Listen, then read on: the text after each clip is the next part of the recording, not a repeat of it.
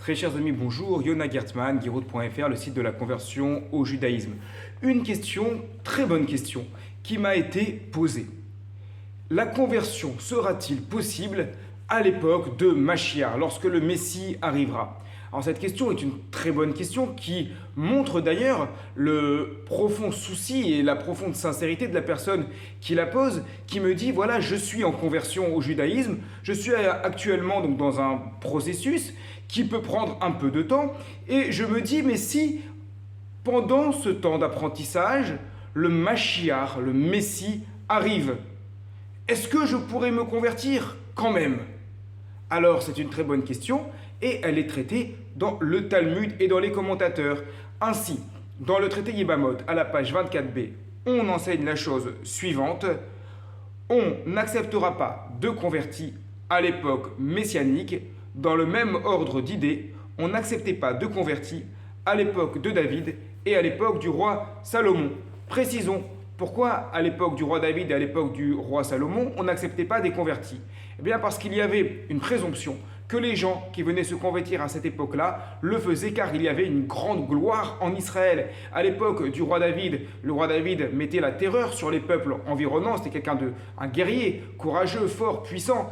Et donc, les peuples environnants avaient peur et se disaient en se convertissant, on est sûr d'être tranquille avec David Hameler. Et à l'époque du roi Salomon, il y avait une opulence, il y avait une richesse extraordinaire. Alors, on avait peur que ceux qui veuillent se convertir disent on vient se convertir parce qu'on veut profiter de cette gloire qui existe à l'époque du roi Salomon.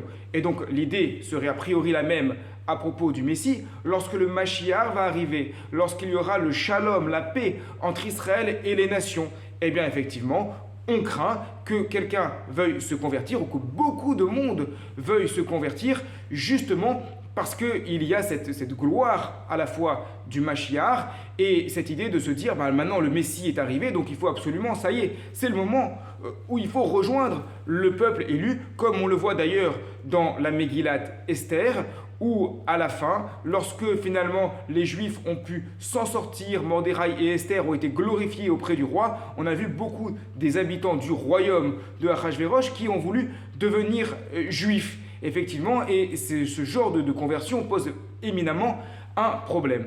Néanmoins, qu'il s'agisse des conversions à l'époque du roi David ou à l'époque du roi Salomon, nos commentateurs, les Rishonim, notent bien qu'il y a eu quand même des conversions. Mais on veut dire par là, a priori, on ne les accepte pas parce qu'on craint justement qu'il y a un intérêt. Cependant, il y a eu quand même des conversions qui, a posteriori, étaient valables. Et le Meiri, dans son commentaire sur le Talmud au traité Avodah Zarah, écrit qu'à l'époque du Mashiach, il en ira exactement de même. C'est-à-dire qu'a priori, la règle sera qu'on n'accepte pas quelqu'un qui veut se convertir parce qu'il y aura une suspicion extrêmement importante qu'il veuille le faire pour rejoindre la gloire d'Israël, la gloire du Mashiach, la gloire du Messie, mais pas vraiment pour servir Hachem, qui est la motivation qui doit être la motivation la plus importante dans une conversion au judaïsme. Cependant, dit le Meiri, ces personnes qui seront vraiment motivées, qui seront vraiment sincères, eh bien en vérifiant vraiment leur motivation, il y aura donc une enquête sur leur motivation, et si elles s'avèrent complètement sincères et complètement dévouées à Akadosh Baruch Hu, alors leurs conversions pourront être acceptées. Il pourra quand même, oui, y avoir des conversions à l'époque messianique. L'idée qu'il faut retenir de cela est bien entendu que lorsque le Mashiach viendra, il sera encore possible, bien que plus difficile, de faire des conversions, mais également à notre époque, que ce qui est important, c'est vraiment une motivation lishma, une motivation sincère, savoir dans quoi on s'engage lorsqu'on se convertit, car ce sont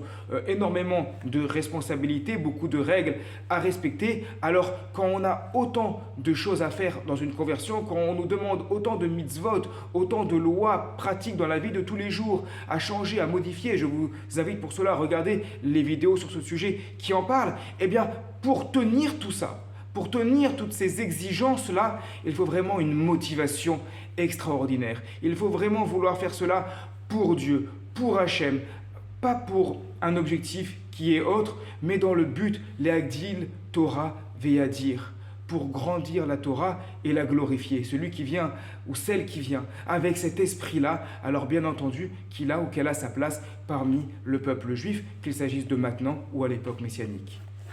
Yona Gertman, Giroud.fr, à très bientôt.